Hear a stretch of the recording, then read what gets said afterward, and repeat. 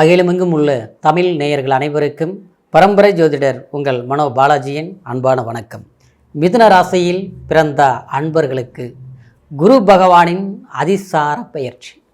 என்னங்க இது அதிசார பயிற்சி அப்படின்னா, குரு ஒரு வீட்டுக்கு வந்தார்னு வச்சுங்களேன். ஒரு வீடுங்கிறது என்ன, ஒரு பாவகத்தில் வந்தாருன்னா, இப்போ உங்களுடைய ராசி மிதுன ராசி.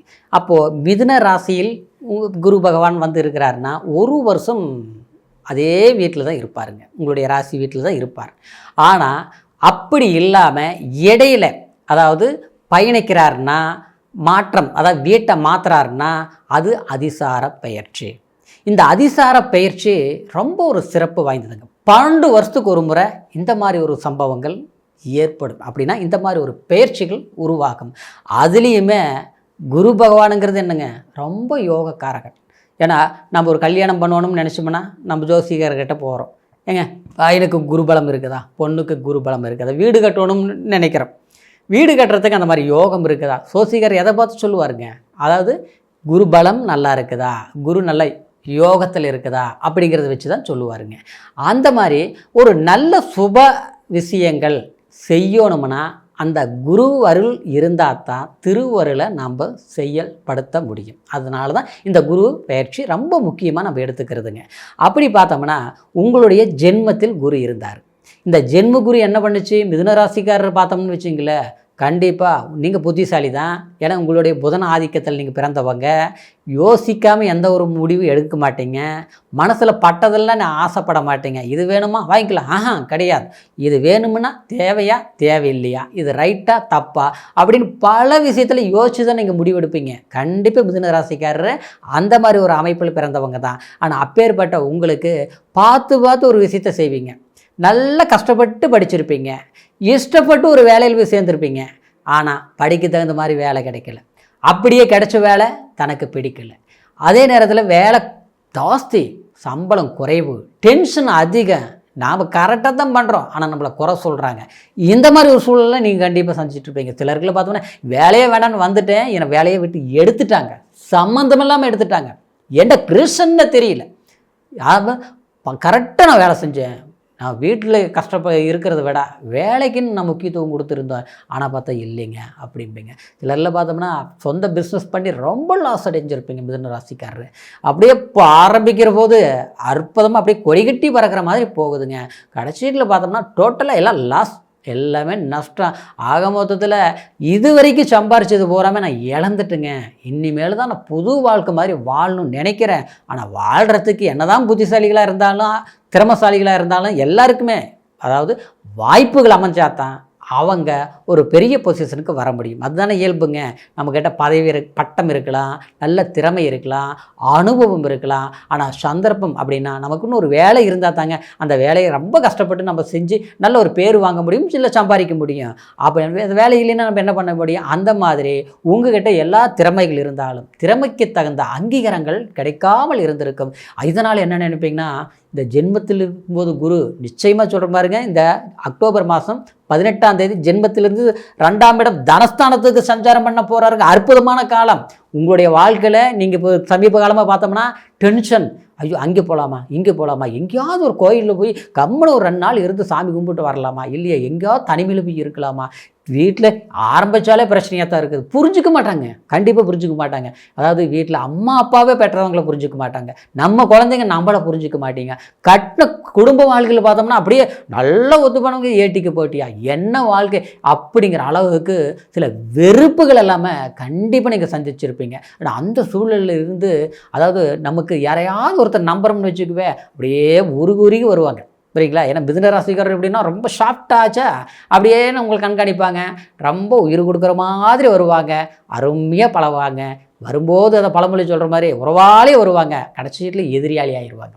கடைசியில் காரணம் இல்லாமல் நம்மளையே பழியை போட்டு நம்மளை மனசை கஷ்டப்படுத்தி கடைசியில் நம்ம நாம் தூங்காமல் யோசிக்கணும், என்ன நடந்ததுன்னு தெரியலையே, ஏன் இப்படிலாம் நடக்குது, ஏன் நமக்கு மட்டும் ஏன் இப்படி நடக்குது. இப்படி ஒரு சூழ்நிலைகள் எல்லாமே சமீப காலமாக ஜென்ம குரு ராமர் வனவாசம் போகாத கொடுமைங்க, சரிங்களா. ராமருக்கு வனவாசம் போகிறப்போ அவர் போனார், அது ரைட்டு. நாம் எங்கே போகிறது சொல்லு பார்க்கல. நம்மளுடைய சூழ்நிலை எப்படி இருந்தாலும் வேலைக்கு போய் ஆகணும், 10 ரூபா சம்பாரிச்சு ஆகணும், குடும்பத்தை நம்ம சாதிச்சாகணும். நம்ம கோடியே வச்சு நம்ம பெரிய அளவில் பொசிஷனுக்கு வரலனாலும் நம்மளுடைய கௌரவத்தை விட்டு கொடுக்காம நம்ம வாழ்ந்தாகணும்னா நமக்கு இருக்கிற சில பிரச்சனைகளை சால்வ் பண்ணி ஆக்கணும். அதே நேரத்தில் ஒரு வருமானங்கிறது நம்ம நிற்காமல் வந்தால் தான் மெயின்டைன் பண்ண முடியும். ஆனால் இன்றைக்கி வர்ற வருமானம் குறைஞ்சி போச்சு. என்ன பண்ண முடியும்? கடன் வாங்க மாட்டோம், கடன் வாங்கிட்டோம், வட்டிக்கு வட்டி போட்டு கட்டுற மாதிரி ஆகிப்போச்சு. இது பார்த்தா இப்படி சிலருக்குள்ள பார்த்தோம்னா திருமண வாழ்க்கை தடை தடை தடை. அதாவது 7ஆம் இடம் மட்டும் மிதுன ராசிக்காருக்கு பாதிப்புன்னு ஜாதக ரீதியில் பாதிக்கப்பட்டிருந்ததுன்னா இந்த ஜென்மகுரு என்ன பண்ணால் கல்யாணமே தடையாயிட்டு இருந்திருக்கும். ஒரு பொண்ணை பார்க்குறோம், இல்லை பொண்ணுக்கோ மாப்பிள்ளை பார்க்குறோம், ஆண் ராசியாக இருந்தாலும் பெண் ராசியாக இருந்தாலும் அவ்வளோதான், சரிங்களா? எல்லாம் ஓகே ஆச்சு. கடைசியில் பார்த்தோம்னா பிரேக் ஆகிப்போச்சு. என்ன ரீசன் தெரியல. இன்னும் பார்த்தோம்னா எல்லாம் ஃபஸ்ட்டு ஓகே தான் சொன்னாங்க, இந்த மாதிரி ஆகிப்போச்சு. மறுபடியும் அடுத்தது பார்க்கலாம் அப்படின்னு முயற்சி எடுப்போம், சரியில்லை. எப்படியோ சிலருக்கெல்லாம் பார்த்தோம்னா அதாவது அந்த 8ஆம் பாவம் பாதிக்கப்பட்டிருந்ததுன்னு வச்சுங்களேன், இந்த ஜென்மகுரு என்ன பண்ணும்? கரெக்டாக 7ஆம் பார்வை பார்த்தாலும் யோகத்தை கொடுத்தாலும் அதாவது பிரிவினைகளை உருவாக்கியிருக்கும். கல்யாணம் பண்ணாமலே இருந்திருந்தால் பரவாயில்லையாட்டு இருக்குது, பண்ணி இருந்த நிம்மதி போயிடுச்சு, வேலையில் ஒரு கவனம் செலுத்த முடியல. இன்றைக்கி போராட்டமாக இருக்குது. டைவர்ஸ் பண்ணிடலாமா, இல்லை சேர்ந்து வாழலாமா, எந்த முடிவு எடுக்க முடியாது. இப்படி நினச்சா அப்படி ஒன்று தோணும், இப்படி நினச்சா அப்படி தோணும். கடைசியில் நம்ம ஓகேன்னு போனால் அவங்க ஒத்து வர மாட்டாங்க, பார்ட்னர் அப்படின்னு லைஃப் பார்ட்னர், இந்த மாதிரி ஒரு சிக்கல்கள் இல்லாமல் சந்திப்பாங்க. இப்படி ஒரு சூழ்நிலையில் இருக்கக்கூடிய மிதுன ராசிக்காரருக்கு இப்போ 2ஆம் இடம் தனஸ்தானத்தில் குரு உச்சமடைகிறார். எவ்வளோ பெரிய பாக்கியா! இந்த டென்ஷன் எல்லாம் குறைஞ்சி போச்சு. தனக்காரகன் தனஸ்தானத்தில் பண்ணும்போது உங்களுக்கு குடும்பத்தில் இருந்த குழப்பங்கள் கண்டிப்பாக தீரும். எல்லாத்த விட பணம் நெருக்கடிகள் தீரும், பணம் செல்வாக்குகள் உருவாகும். நம்ம கொடுத்த பணம் வராமல் இருக்குது பார்த்தீங்களா? நம்ம கொடுத்த பணம் வர்றதவே இல்லை இத்தனை நாள். அது கேட்டோம்னா சண்டை தான் வருது. ஆனால் நம்ம ஒருத்தர்கிட்ட வாங்கணும் பார்த்தியா, அவங்க பார்த்தா நம்ம ஓடுற மாதிரி இருக்குது, பதில் சொல்ல முடியல, நம்பிக்கை போயிருமாங்கிறது இதாக இருக்குது. நாம் ஏமாற்ற மாட்டோம், மிதுன ராசிக்காரரு அப்படியேப்பட்டவங்க தான்.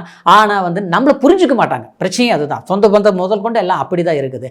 ஆனால் அந்த சூழ்நிலை மாறக்கூடிய பயிற்சி தான் இந்த டிசம்பர் மாதம் 5ஆம் தேதி வரைக்குமே அற்புதமான காலம், 47 நாள். அப்போது அதாவது நமக்கு இருக்கக்கூடிய சில பிரச்சனைகளை தீர்க்க முடியும், வாழ்க்கையில் ஏற்பட்ட சில குழப்பங்களை சரி செய்துக்க முடியும்.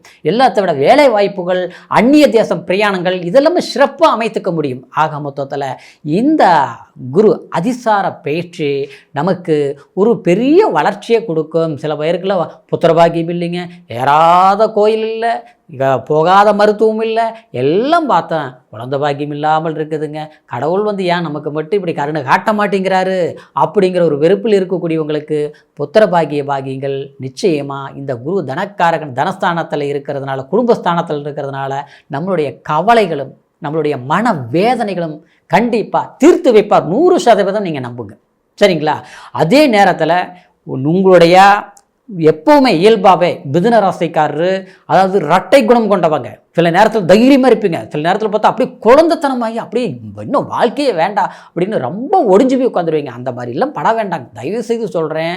உங்களால் எல்லாம் முடியும். ஏன்னா நீங்கள் ஒரு திறமையானவங்க. ஆனால் சில சோதனைகள் வந்தாலும் இந்த மாதிரி பயிற்சிகள் நமக்கு சாதகமான வாய்ப்புகளை கொடுத்து நம்மளுடைய வாழ்க்கையை ஒரு நல்ல நிலையில் மாற்றத்தை ஏற்படுத்திடுவார். அதனால் அற்புதமாக இருக்கும், கவலைப்படாதீங்க, சரிங்களா? இப்போ நான் சொன்னது கோச்சார பலன். கோச்சாரம்ங்கிறது என்னங்க, நம்ம ராசியை வச்சு தான் நான் இப்போ சொல்லியிருக்கிறேன். இருந்தாலும் நம்மளோட ஜாதகத்தை பார்த்துங்க, ஏன்னா லக்னம் வேறையாக இருக்கும். ஆனால் உங்களுடைய தசா புத்தி என்ன தசா புத்திங்கிறது நீங்கள் தெரிஞ்சுக்கணும்.